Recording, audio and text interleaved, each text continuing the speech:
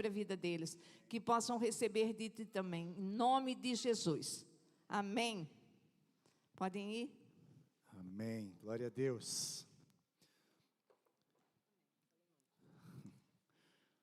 Aleluia. Estamos 40 dias celebrando a jornada sacrificial de Jesus. 40 dias celebrando a jornada sacrificial de Jesus. E nesses 40 dias estamos nos preparando até a sua Páscoa. Amém? Então, isso se chama Quaresma, 40 dias. Né? É uma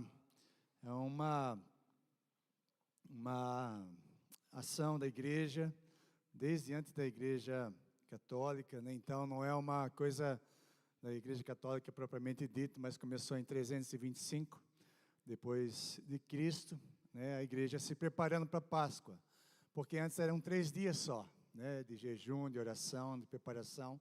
Sempre na história da igreja e também no Antigo Testamento, nós víamos que o ato de preparar espiritualmente para celebrar uma festa, então a Páscoa era assim, as pessoas tinham que comer ervas amargas, né? Tinham que fazer, não usar, por exemplo, fermento, e sempre tinha jejuns, sempre tinha alguma coisa se preparando para que a vitória do Senhor viesse sobre a nossa vida, sobre o seu povo, amém?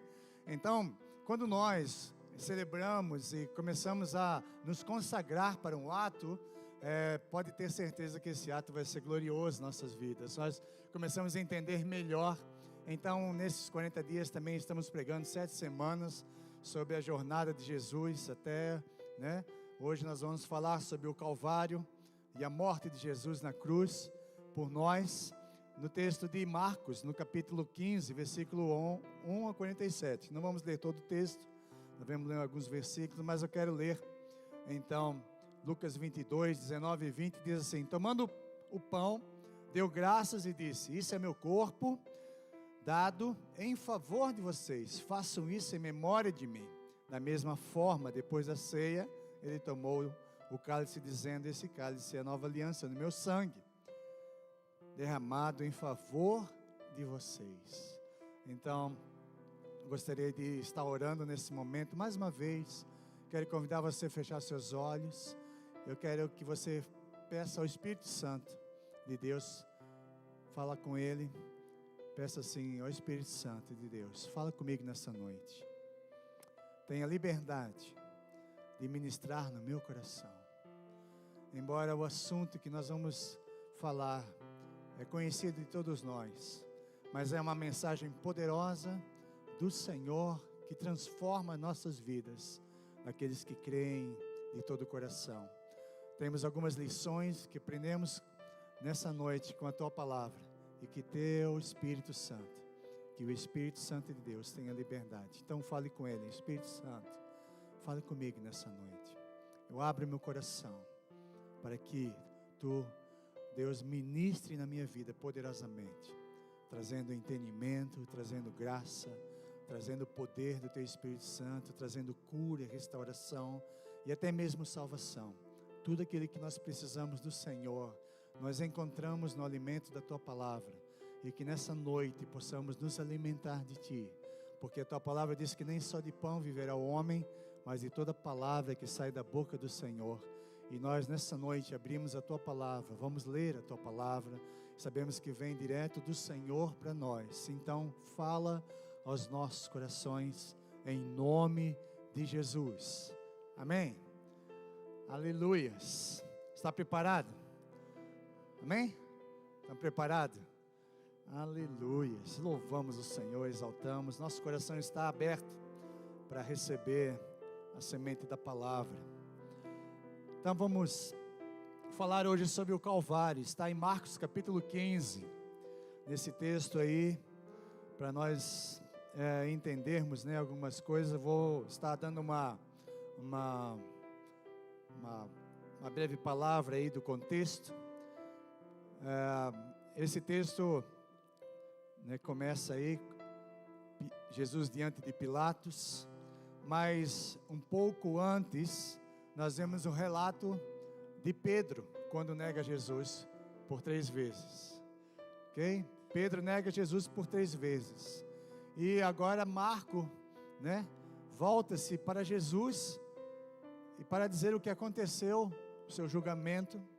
Então, a oscilação de Pilatos, por exemplo, né, sob pressão, ele se encaixa muito bem com o que se sabe dele com base em outras fontes. Então, no texto de Marcos capítulo 15, começa com a seguinte afirmação, versículo 1.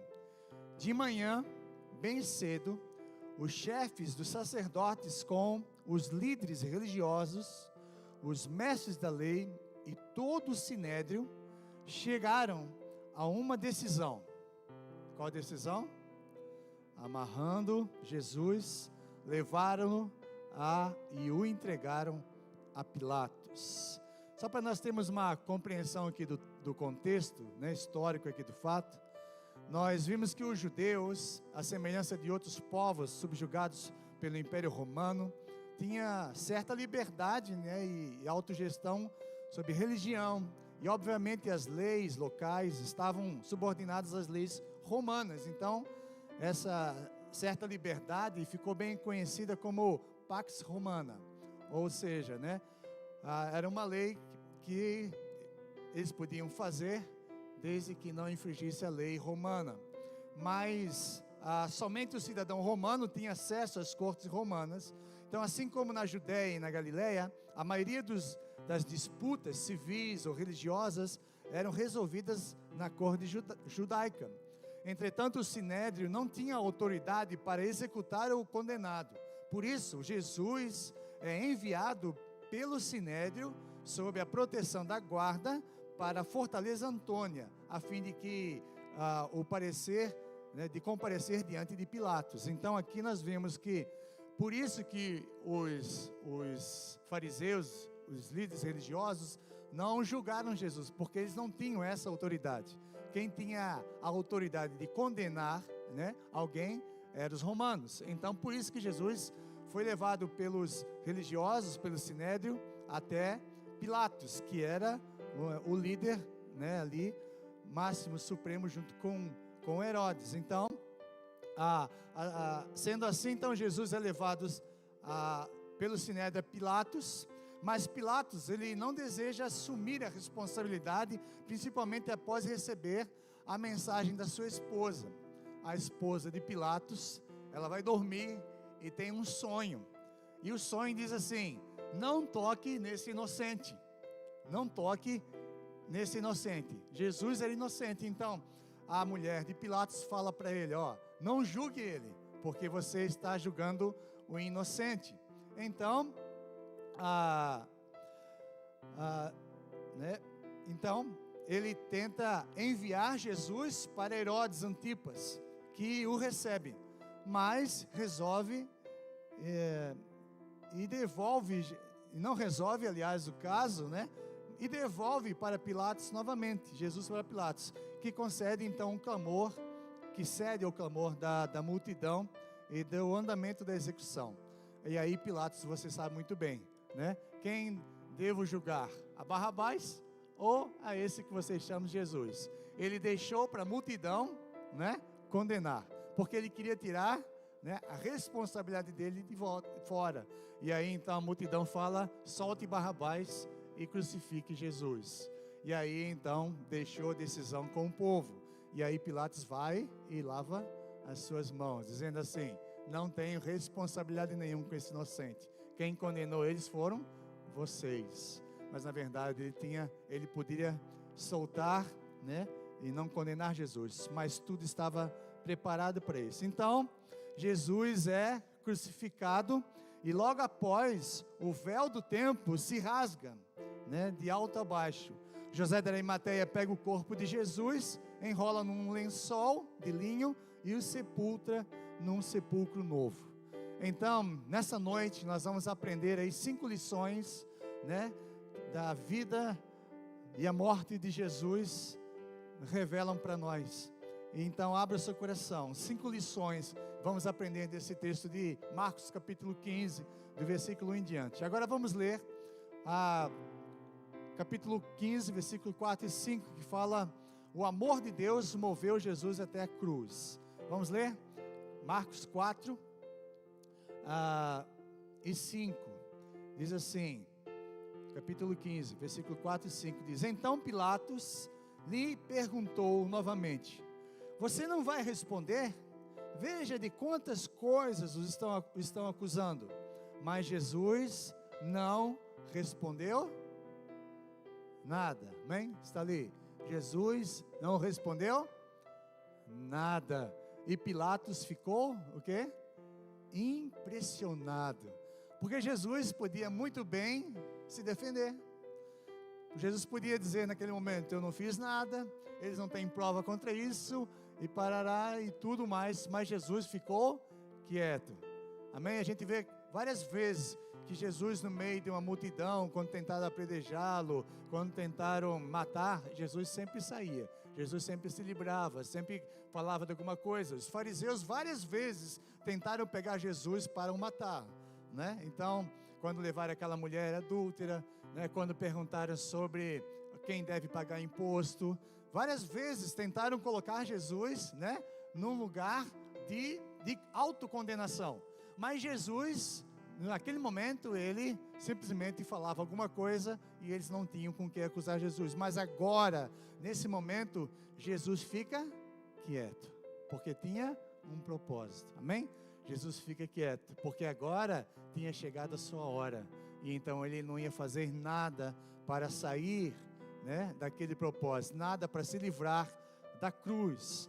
Então, nesse momento aqui, não apenas uma morte cruenta na cruz, sem propósito, mas Jesus não respondeu nada. Pilatos estava à procura de uma justificativa para não condenar Jesus, para não crucificá-lo, né? Uma pessoa inocente, como ele sabia que era inocente, mas como Jesus não falou nada, ele ficou impressionado.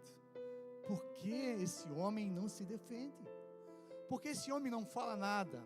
Aquele era o momento então de Jesus apresentar argumentos e sair daquela situação, mas ele não disse nada, e Pilatos ficou impressionado.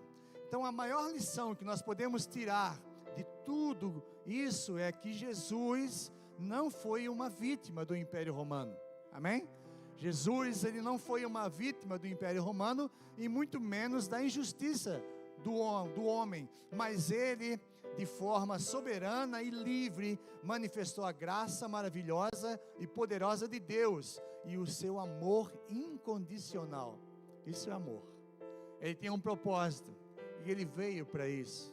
Então, a causa da morte de Jesus foi, está ali, foi o amor. A causa da morte de Jesus foi o amor. A causa da entrega foi o amor. Jesus, então, foi puramente movido pelo amor. Ele permaneceu ali, sendo julgado, sendo sentenciado à cruz por amor. A quem? A nós. Amém? Por amor a nós. João capítulo 3, versículo 16 diz: Porque Deus amou tanto o mundo que deu o seu Filho unigênito, para que todo aquele que nele crê não pereça, mas tenha vida eterna. Então, Jesus, ele estava no governo de tudo. Jesus, ele não foi vítima, porque ele é o rei, ele é o Senhor. Nada está fora do controle de Deus, né? As pessoas pensam assim: mas aí saiu fora do controle, porque agora pegaram Jesus e o mataram. Não, Deus estava no controle, reinando, e estava em todo o tempo reinando. Jesus, então, sabia pelo que morrer, por isso que ele estava ali.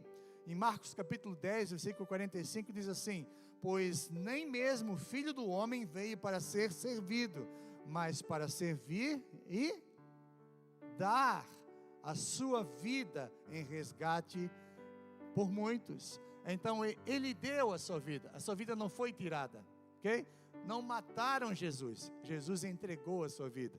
E é isso que nós precisamos entender, que Jesus não foi, né, assassinado pelos romanos, pelaquela cruz. Jesus entregou a sua vida. Ele podia muito bem sair, mas ele veio com esse propósito. Como diz aqui, ele veio com esse propósito. O Filho do Homem veio para dar a sua vida, porque tem um propósito. Qual é? Resgatar quem? Muitos. todos aqueles que creem. Por isso que Deus amou o mundo que deu o seu Filho, para que todo aquele que nele crê, não vá para o inferno, mas tenha a vida eterna. Então Deus deu por nós, por amor a nós. Deus nos amou tanto, Jesus nos amou tanto, que ficou quieto, silenciou-se diante daquele julgamento tão cruel. Tantas coisas falaram sobre ele, tantas palavras, né, que falaram contra ele, quanto machucaram ele, e ele ficou em silêncio, porque ele veio para isso. Isso demonstra o amor. Certa vez, um matemático, filósofo, físico, engenheiro, inventor, Arquimedes, ele declarou assim: dê-me uma alavanca e um ponto de apoio, e eu levantarei o mundo. Dê-me uma alavanca e um ponto de apoio, e eu levantarei o mundo. A alavanca foi a cruz de Jesus, e o ponto de apoio foi o amor de Deus. Amém? A alavanca foi a cruz, e o ponto de apoio foi o amor de Deus em Jesus por nós. Então o mundo foi transformado radicalmente pela manifestação dos céus através de Jesus Cristo. Nós temos o antes e depois de Cristo. Amém? Então, quando veio Jesus, ali então começou a zerar, né? E começamos a contar a partir do zero. Jesus mudou a história. Jesus mudou a história antes dele e depois dele, por causa desse sacrifício de amor. Então essa alavanca foi o que moveu o mundo até Deus, o amor. Foi por amor que ele morreu por mim e por você. Amém? Que ele deu a sua vida por nós. Então essa é a primeira lição que nós aprendemos. O amor de Deus moveu Jesus até a cruz. A segunda lição que nós vimos aqui da morte e da vida de Jesus nos revela que a obediência é o caminho para a redenção. Marcos capítulo 15, o versículo 19 e 20 diz assim: Marcos 15, 19 e 20 diz: batiam-lhe na cabeça com uma vara e cuspiam nele, ajoelhavam-se e lhe prestavam adoração. Depois de terem zombado dele, tiraram-lhe o manto de púrpura e vestiram-lhe suas próprias roupas. Então o levaram para fora, a fim de crucificá-lo. Aqui nós vimos uma coisa interessante. Nós vimos que esse foi o dia mais difícil na vida de Jesus.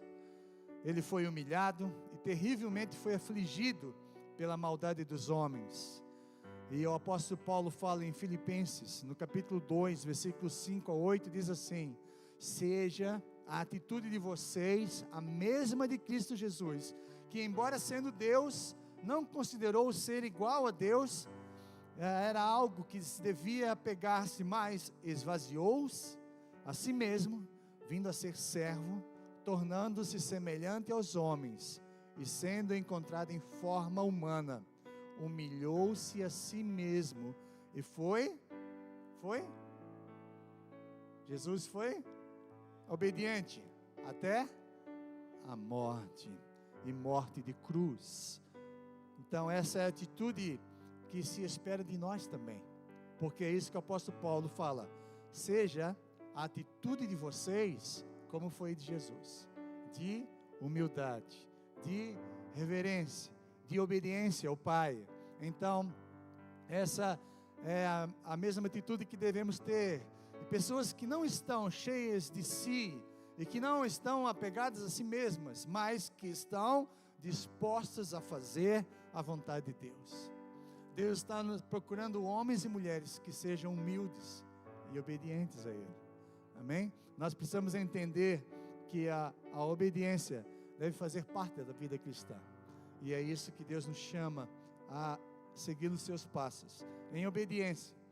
Então, Lucas 22, 42 diz assim: Pai, se queres, afasta de mim esse cálice. No momento ali que ele estava orando no Getsemane.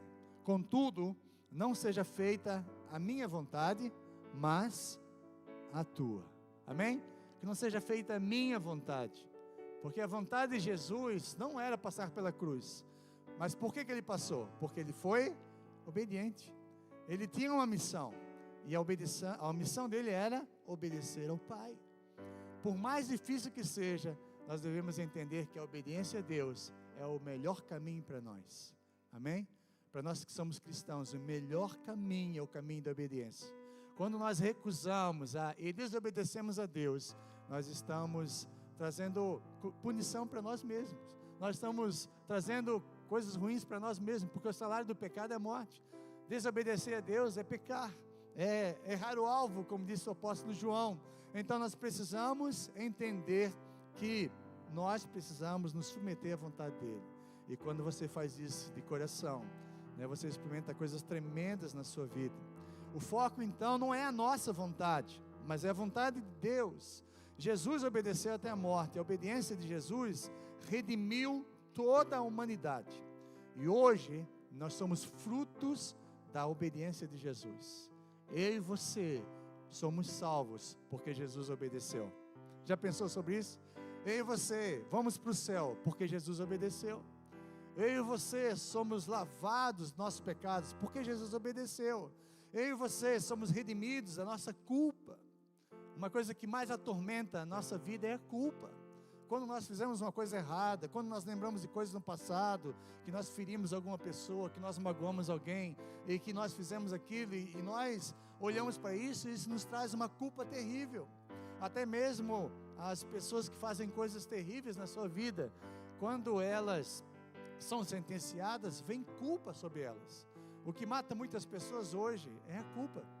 E a palavra de Deus diz que quando Jesus morre por nós, o seu sangue tem poder de perdoar todos os nossos pecados.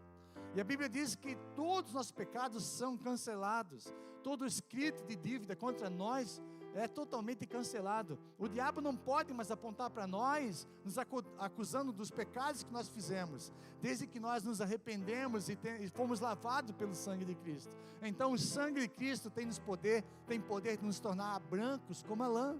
Como nós cantamos aqui, tem poder de limpar completamente tudo o que nós fizemos de errado. A Bíblia diz que se nós confessarmos nosso pecado, Ele é fiel e justo para nos perdoar de todo pecado e nos purificar de toda injustiça. Então o sangue de Cristo tem esse poder, amém? Então através da obediência de Jesus, eu e você somos perdoados, temos paz com Deus, somos justificados, somos redimidos, nos tornamos nova criatura. Tudo isso porque Jesus não desobedeceu, porque Jesus foi até o fim em obediência. Fala para o seu irmão, vale a pena obedecer. Isso traz frutos, aleluias, frutos tremendos para a nossa vida.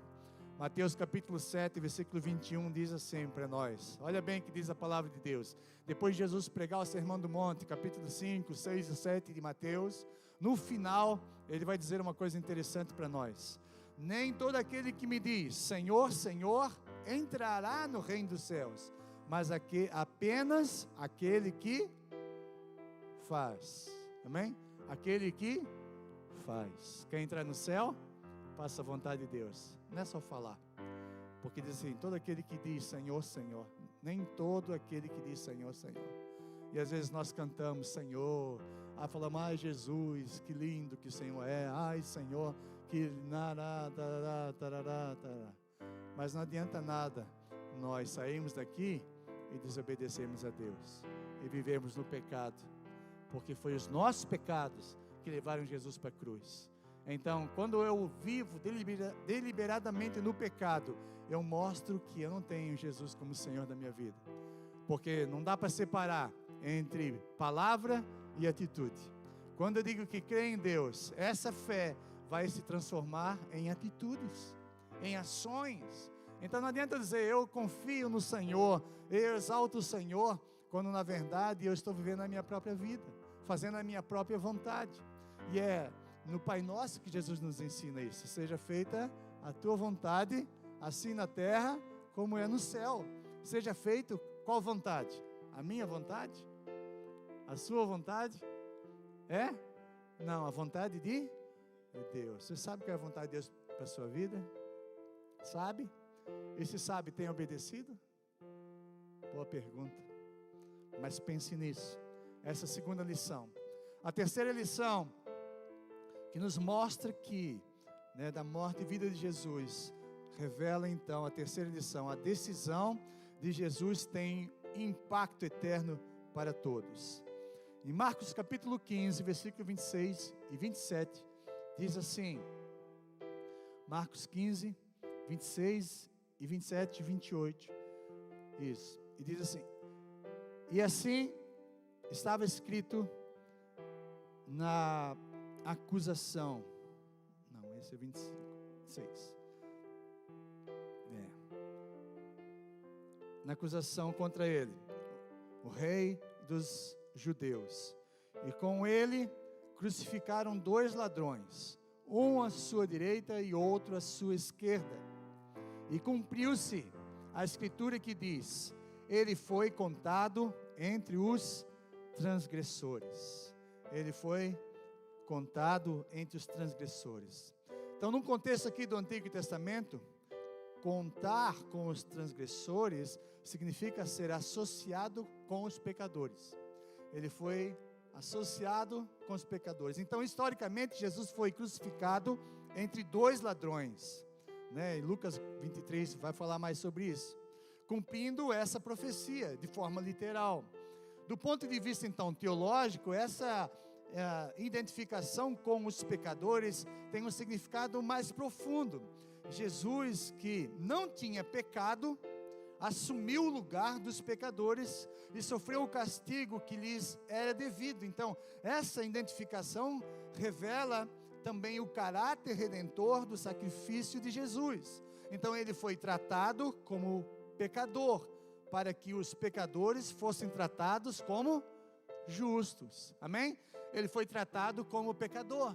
Ele foi crucificado entre 2 ladrões. Então, naquele tempo, a morte penal, podemos dizer assim, a pena de morte, por um crime cometido, um assassinato, de alguma coisa assim, eram crucificados.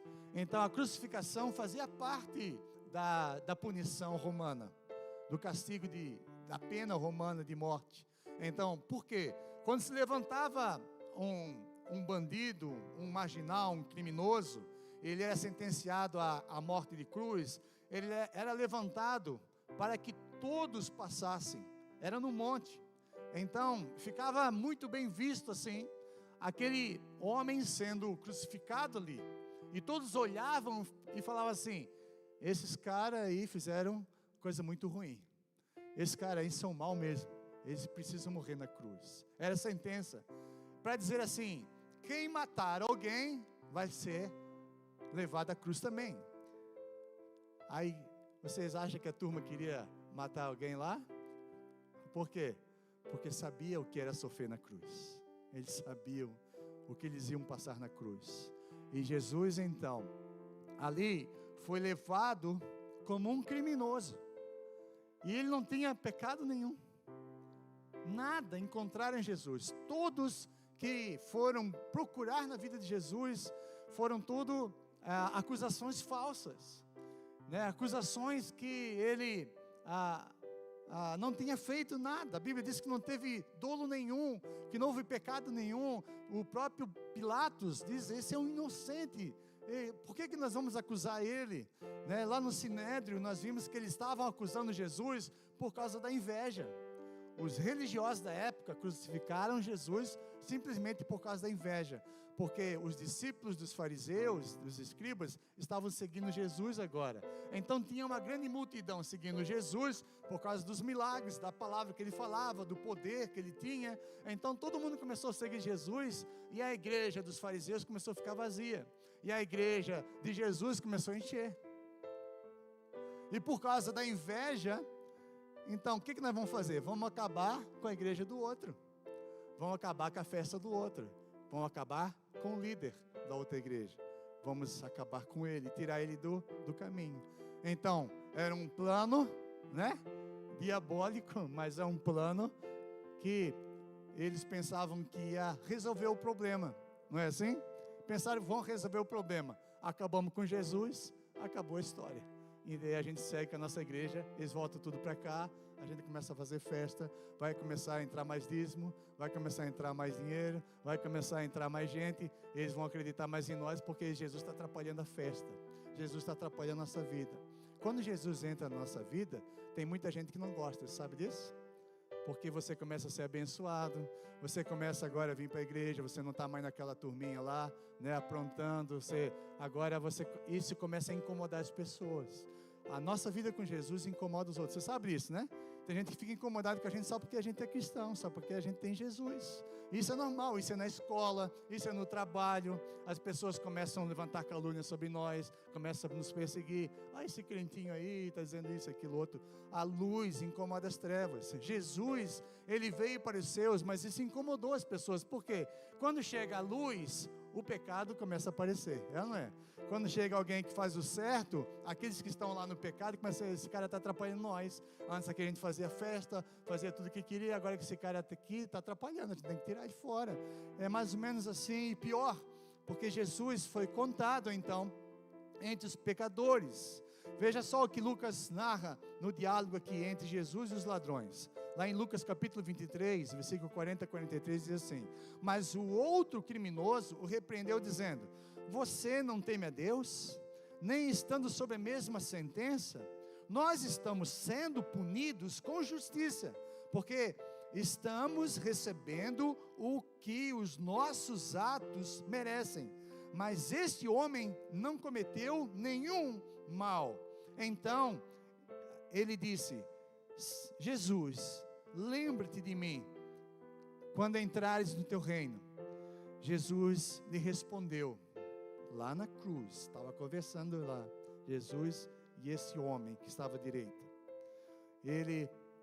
Eu lhe garanto, hoje você estará comigo no paraíso. Hoje você estará comigo no paraíso. Amém? Jesus sabia para onde ia. Jesus sabia o que estava fazendo. Isso é muito importante. Naquele momento, aquele homem teve a sua vida salva. E isso é interessante. Uma vida inteira de erros pode ser mudada e transformada por uma entrega verdadeira e completa a Jesus Cristo. É isso que nós vimos. Naquele momento, aquele homem se arrependeu dos seus pecados.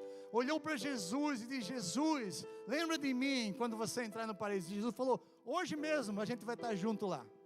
Ou seja, aquele homem foi salvo naquele momento. Ele estava ali na cruz, recebendo a sua punição. Quem sabe ele tivesse matado alguém, feito alguma coisa terrível. Ele foi julgado e foi sentenciado à crucificação, porque merecia. Mas naquele ato, naquele momento, ele se arrependeu e teve a oportunidade de estar com o Senhor Jesus no céu. Aleluias! Embora a gente possa ter uma vida de pecado, no momento que você toma uma posição verdadeira com Jesus, toda a sua vida é perdoada, e você pode ter certeza da sua salvação. Amém? Aleluias! Então, veja, a decisão de Jesus impactou eternamente todos nós.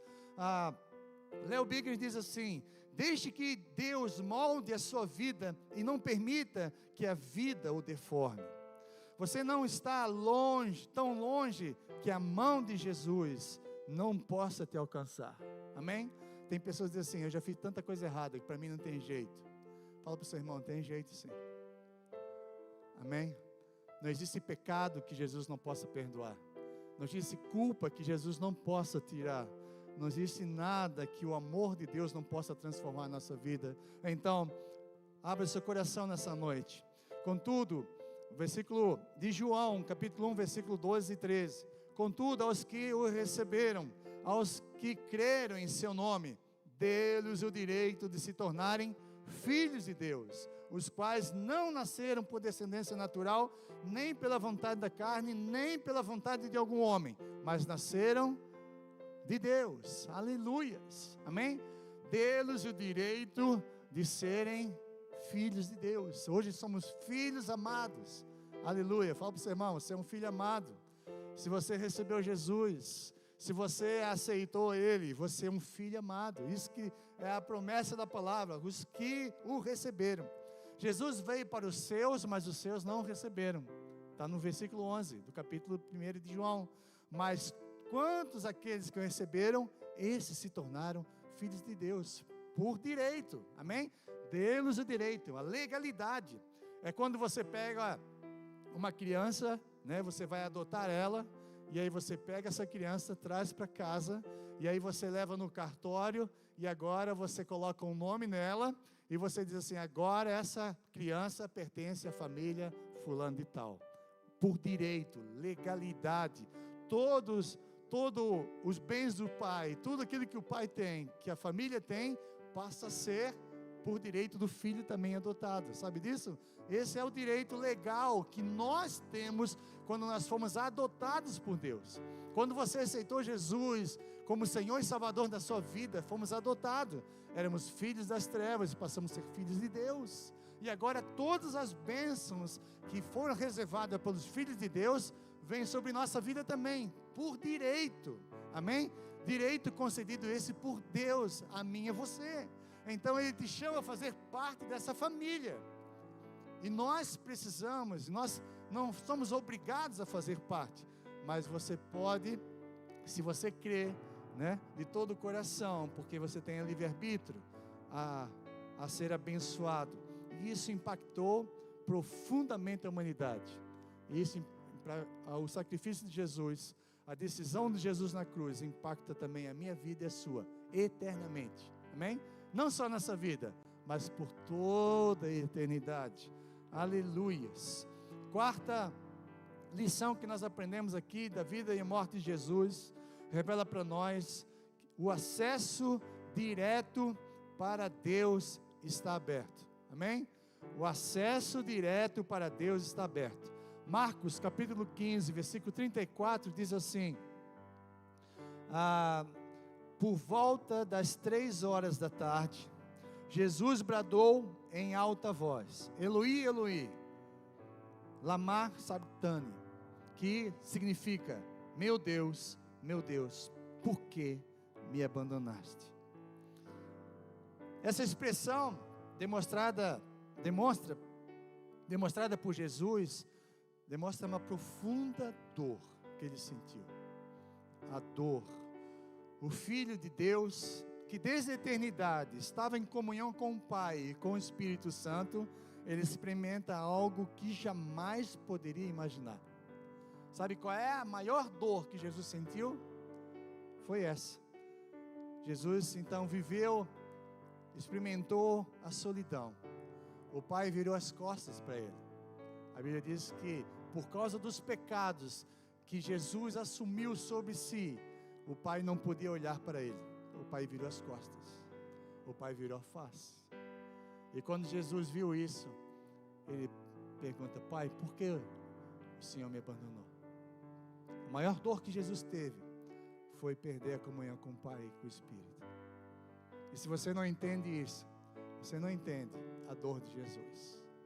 Não foi simplesmente uma palavra lançada, mas foi um momento profundo que Jesus viveu de solidão naquela cruz, para que hoje, eu e você, pudéssemos acessar a presença de Deus de forma íntima e profunda.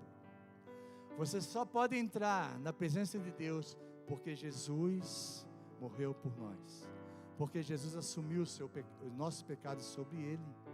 E quando você entende isso, né, você nunca mais vai ser a mesma pessoa. Jesus viveu um momento de profunda solidão. E é isso que o pecado faz na nossa vida. Você já teve a oportunidade de pecar, eu tenho certeza. Quem sabe até pecou hoje. E você sabe o que eu estou falando.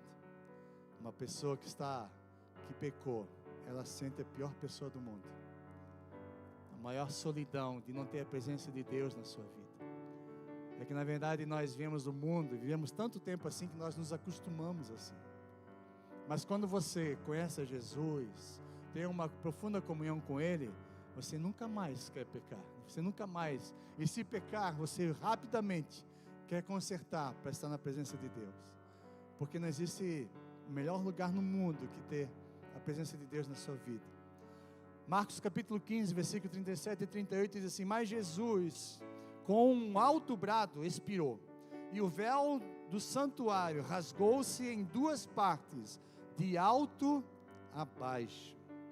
Jesus Cristo entrega então seu Espírito com um forte brado, demonstrando que a sua morte não foi um ato de fraqueza, mas a consumação do plano de redenção.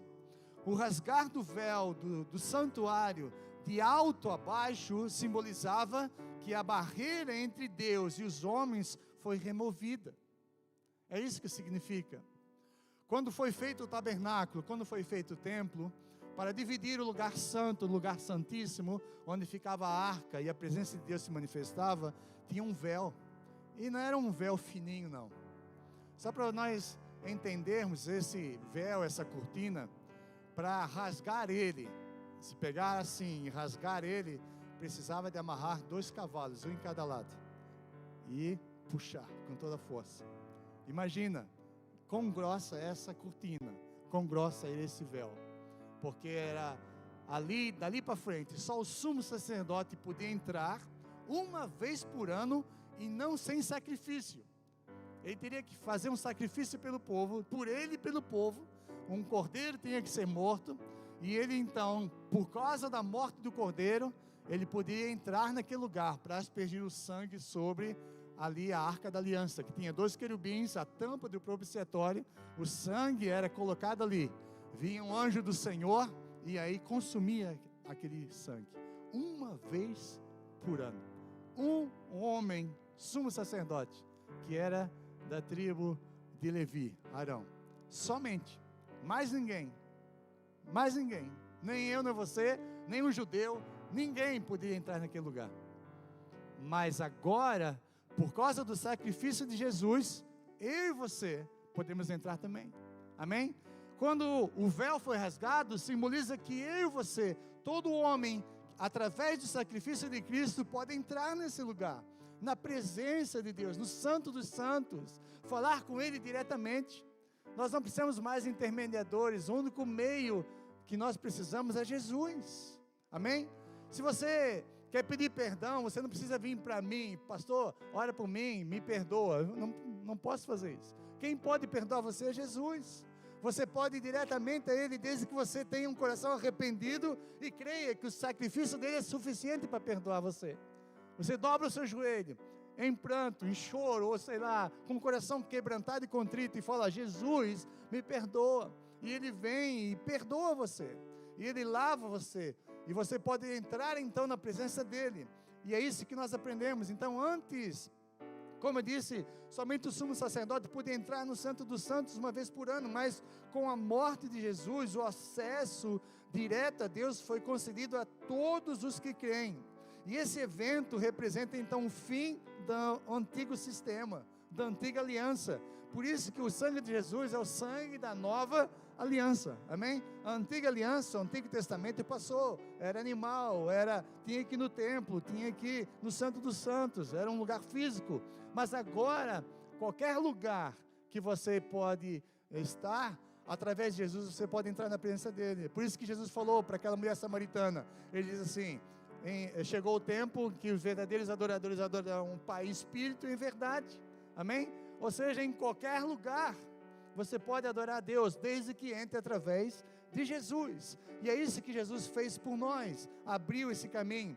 Lá em 1 Timóteo 2,5 vai falar sobre isso. Só há um mediador entre Deus e os homens, Jesus Cristo, amém? Só há quem? Quantos? Fala para o seu irmão, somente um mediador, Jesus Cristo, o homem. Somente um mediador. Quando apresentar para você outro mediador, né? Rogai por mim, parará, senhora não sei quem, senhor não sei quem, santo não sei quem, pastor não sei quem, padre não sei quem, papa não sei quem, ninguém, somente um.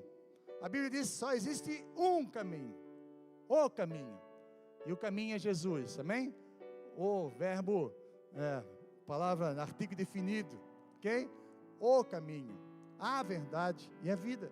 Então, somente Jesus é o caminho, e isso está bem claro, porque Ele morreu por nós, era o único sem pecado.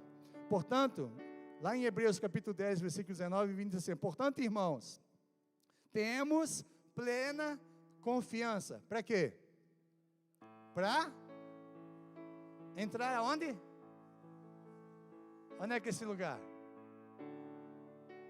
Diante do trono da graça de Deus, diante de Deus, por causa de quem?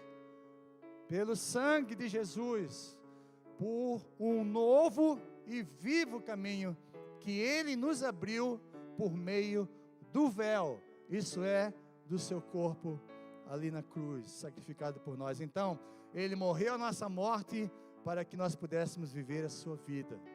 Aleluia, Ele morreu a nossa morte, era nós para sermos mortos, por causa dos nossos pecados. O salário do pecado é a morte. Quem aqui pecou? Só alguns. Tem gente que não pecou aqui? Diga para mim que eu já quero aprender com você como é que você não pecou. Todos nós pecamos.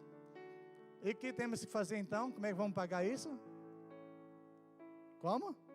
O salário do pecado é? Morte. Morte eterna. Separação eterna de Deus. Se não fosse Jesus, nós estaríamos perdidos. Mas Jesus abriu um caminho para mim e para você. Amém? O véu foi rasgado de alto a baixo. Significa que foi Deus que rasgou. Não foi de baixo para cima. Foi de cima para baixo. Deus mesmo. Quando Jesus morreu na cruz, a Bíblia diz aqui, o véu se rasgou de alto a baixo, para nós podermos entrar na presença dEle. Essa é a quarta lição. Quinta e última lição que nós aprendemos aqui, a fé está disponível para todos que creem. Marcos 15:39 diz assim, quando o centurião que estava em frente de Jesus ouviu o seu brado e viu como ele morreu, disse, realmente esse homem era o Filho de Deus. Realmente esse homem era filho de Deus. O que significa isso? Aquele centurião, aquele soldado romano, que cuidava de 100 homens, que estava debaixo do seu comando, cuidando ali, da morte de Jesus. Quem sabe ele mesmo tenha colocado Jesus na cruz, pregado Jesus na cruz. Quando ele viu Jesus bradando em alta voz, todas as coisas acontecendo, o céu se escureceu. Ao meio-dia, Jesus foi crucificado 9 horas da manhã. Ao meio-dia o céu se escureceu. Houve grandes trevas durante toda a terra. E o céu se escureceu. E aí a Bíblia diz que de meio-dia às 3 horas da tarde, quando Jesus morreu, naquele momento ali, a Bíblia diz que houve um grande terremoto.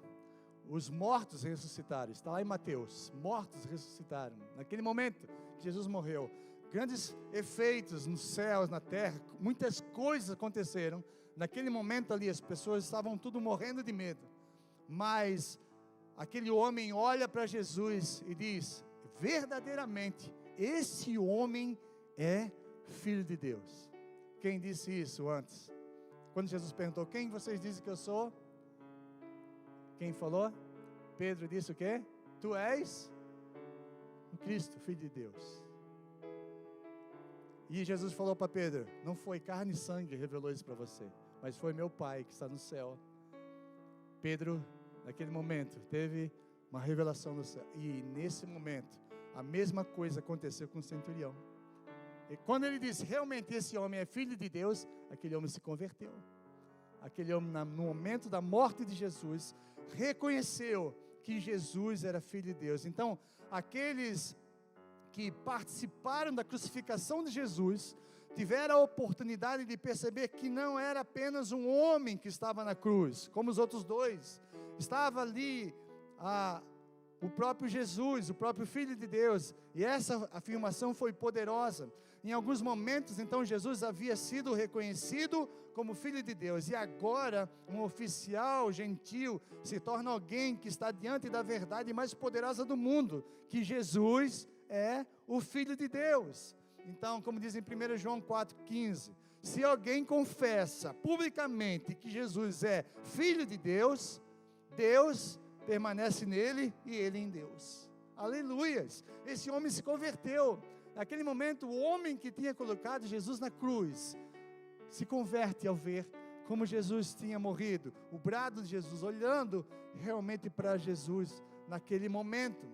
Então, não há algo que está restrito para alguns escolhidos previamente, mas para todos os que creem em Cristo Jesus. Tito 2,11 diz assim: porque a graça de Deus se manifestou salvadora para quem? Para alguns homens. Para quem?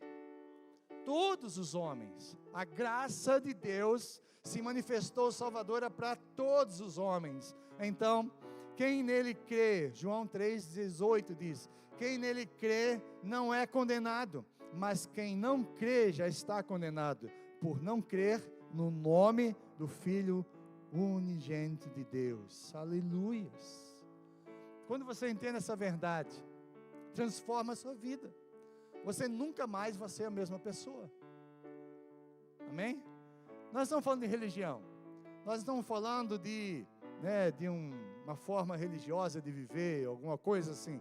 Nós estamos falando do relacionamento pessoal com Jesus, que transforma a nossa vida de uma vez por todas. Nunca mais seremos a mesma pessoa. Porque o Espírito de Deus entra em nós, nascemos de novo, agora somos criação de Deus em Cristo Jesus, nossa vida não tem mais prazer no pecado, nós não temos mais ligação com o diabo, agora somos filhos de Deus, o nosso Pai, temos um Pai amoroso que cuida de nós, estamos debaixo do seu cuidado, da sua graça, do seu poder, nossos pecados são perdoados, somos transformados, um novo homem, uma nova mulher, as coisas velhas ficam para trás, tudo se faz novo daqui para frente. Se você não tem essa certeza no seu coração, hoje é noite de você decidir. Aí você vai dizer: mas eu já fiz muitos anos atrás. Mas se você fizer de verdade, e se você já fez anos atrás e não mudou, se você fizer de verdade nessa noite, Deus está com os braços abertos para receber você. Amém? Concluindo, Marcos 15:43 diz assim: José de Arimateia, membro de destaque do Sinédrio, que também esperava o reino de Deus, dirigiu-se corajosamente a Pilatos e pediu o corpo de Jesus. José de Arimateia possivelmente era de uma aldeia de Armataim, cerca de uns 30 quilômetros a noroeste aí de Jerusalém. Ele era um dos membros respeitados no conselho dos líderes do povo lá do Sinédrio, e era um discípulo secreto de Jesus. Você conhece algum discípulo secreto por aí? Amém? Tem crente que é discípulo secreto. Um dia uma pessoa falou assim para mim: olha, estudei um ano com essa pessoa, eu não sabia que ela é crente. Um ano estudando na escola, no ladinho da pessoa, não sabia que era crente. Falei: não, você conseguiu disfarçar bem, né? Um ano, sem mostrar que é crente, provavelmente fazia tudo que era coisa errada, né? Misturava lá, entendeu? Assim, só era crente lá dentro, como José de Arimateia. Mas no finalzinho aqui, parece que ele tomou uma posição corajosa. Foi diante de Pilatos para pegar o corpo de Jesus e levou ao seu sepulcro novo. Quem somos nós diante da realidade de que Jesus foi crucificado por amor? Quem somos nós? Aí, nós temos aí uma coisa para fazer. Isso. Que decisão você toma hoje? Nesse momento. E nessa noite você pode falar com Deus. Eu gostaria de orar por você. Feche os seus olhos. A Bíblia diz que quem confessar Jesus publicamente será salvo. O ladrão da cruz errou a vida inteira. Estava na cruz sendo punido pelos seus pecados, sendo julgado pelos seus pecados. Naquele momento, reconheceu Jesus e foi salvo. O homem que pregou Jesus na cruz, um romano, reconheceu que Jesus era filho de Deus e foi salvo. E você nessa noite também pode ser. Quem sabe você nunca tenha confessado Jesus publicamente, só secretamente, como José da Arimateia. Mas hoje você pode o aceitá-lo no seu coração, publicamente. E se você quer aceitar esse amor de Deus por você, esse ato de amor, você pode fazer nesse momento. E nós vamos orar. Senhor, nós estamos aqui na Tua presença. Obrigado, Senhor, porque o Senhor não se justificou e não saiu fora da vontade do Pai. Por mais que fosse difícil para o Senhor, porque nós sabemos que foi difícil. O Senhor sofreu muito naquela cruz. Foi tão envergonhado, traído, abandonado, rejeitado, dilacerado por aqueles chicotes, por toda a zombaria daqueles homens maus, zombando dele. O Senhor permaneceu calado, como um cordeiro mudo, que vai ao matador. Assim o Senhor foi naquela cruz por nós. Nós não merecíamos, Senhor. O Senhor não merecíamos, éramos nós que merecíamos estar ali. Mas o Senhor fez isso por amor a nós. Nós não estamos falando aqui de religião, nós estamos falando aqui de amor, de graça, de misericórdia, de favor imerecido, de alguém que faz por nós aquilo que nós não merecemos. E no momento, Senhor, que nós tiramos o nosso eu do trono e colocamos a Ti, Jesus. Que não seja mais eu que viva, mas o Senhor viva em mim. Que não seja mais a minha vontade que seja feita, mas a Tua vontade, Senhor. E a Tua vontade para nós é que sejamos salvos. A Tua vontade é que possamos alcançar a salvação. Não da boca para fora, não dizer Senhor, Senhor. Cantarmos lindas canções, falarmos que somos cristãos, quando na verdade isso não muda nossas atitudes. Continuamos vivendo no pecado, continuamos vivendo uma velha vida, continuamos desprezando aquilo que o Senhor fez na cruz. Mas nessa noite nós estamos aqui e queremos abrir nosso coração para Ti, Jesus. Queremos dizer que Tu és o nosso Senhor. Queremos declarar que Tu és o nosso Salvador. Em nome de Jesus. Aleluias. Embora você já tenha confessado, mas quero convidar você, se você confessar que Jesus Cristo é o Senhor da sua vida, se você já confessou, quer confessar nessa noite, se coloca de pé em nome de Jesus.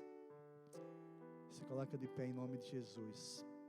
Você já confessou e quer confessar mais uma vez, coloca de pé e diga: Senhor Jesus, nessa noite, publicamente, eu quero declarar que eu Te amo, Senhor, que eu aceito o Teu amor, em nome de Jesus.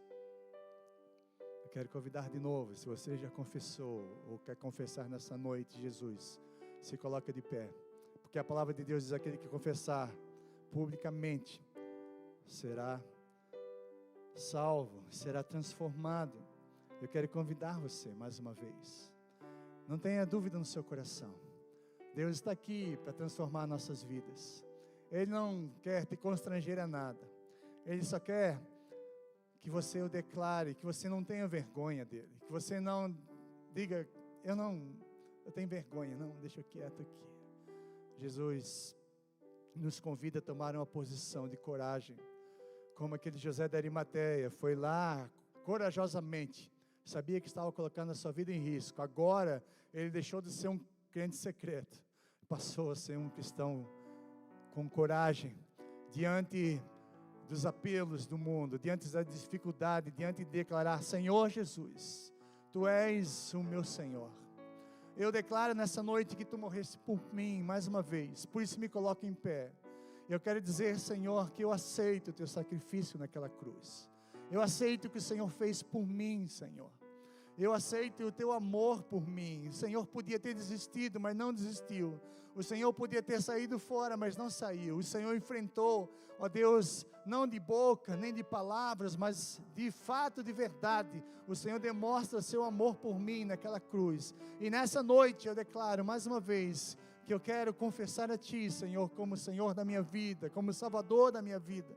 Que não haja nada em mim, Senhor, que impeça isso. Que não haja vergonha, que não haja, Senhor, amor ao meu eu, à minha vontade. Oh Deus, em nome de Jesus, que a minha vontade agora seja a Tua vontade. Ó Senhor, que o meu querer seja o Teu querer. Definitivamente, Senhor, eu não quero mais viver a velha vida, eu quero experimentar essa nova vida, se Deus, eu declarar publicamente, Senhor, existe, Senhor, ó Deus, uma força poderosa do Senhor, nos levando, Senhor, a experimentarmos coisas tremendas na nossa vida. A primeira coisa é a paz que vem no nosso coração, porque o amor do Senhor, o sangue do Senhor tem poder de perdoar nossos pecados. Não vou viver mais debaixo de condenação, Senhor, e não vou mais estar escravizado ao pecado, porque agora estou livre, Senhor, para viver uma nova vida no Senhor, porque aqueles que estão em Cristo, ó Deus, são livres, Senhor, a liberdade no Senhor, ó Deus, não mais escravos do diabo, não mais escravos, Senhor, do pecado, mas livres, Senhor, ó Deus, em nome de Jesus, que nessa noite o Teu poder glorioso se manifeste em nossas vidas, Senhor, poderosamente, e que possamos experimentar, Senhor, essa nova vida do Senhor para nós, em nome de Jesus.